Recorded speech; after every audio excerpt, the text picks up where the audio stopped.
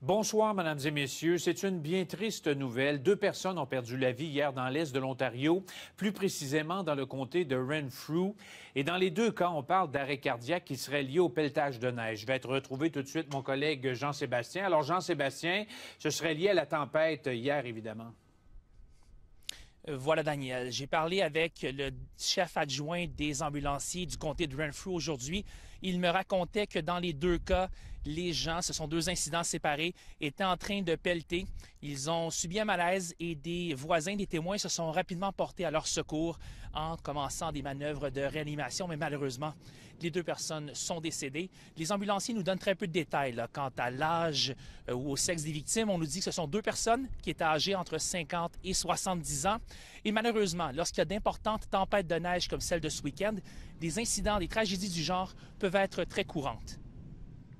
Des situations de tempête de neige, c'est courant qu'il y ait des événements du genre qui se passent. C'est pour ça qu'on recommande aux gens de prendre leur temps, de faire déneiger leur entrée en plusieurs étapes. Respecter aussi leur niveau physique. Bon, d'ailleurs, les experts appellent à la prudence lorsque vient le temps de pelleter. Oui, Daniel, surtout qu'on a reçu beaucoup de neige au cours du week-end. Et cette neige, parfois, elle peut être très collante, humide, lourde. Alors, il faut faire beaucoup d'efforts pour la déplacer. Et ce que me disait un expert aujourd'hui, c'est que même si on est en forme et qu'on est habitué de faire du sport, pelleter est une activité physique qui demande énormément d'efforts. On peut l'écouter.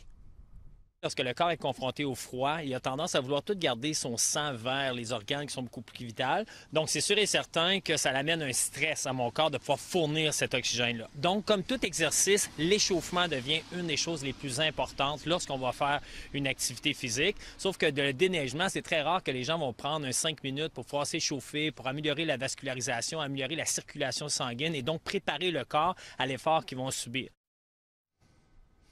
Alors voilà, Daniel, autant les ambulanciers que cet expert nous rappellent qu'il faut prendre notre temps de bien s'échauffer et de prendre des pauses lorsque vient le temps de pelleter. Voilà, merci beaucoup, Jean-Sébastien. Je vous en prie.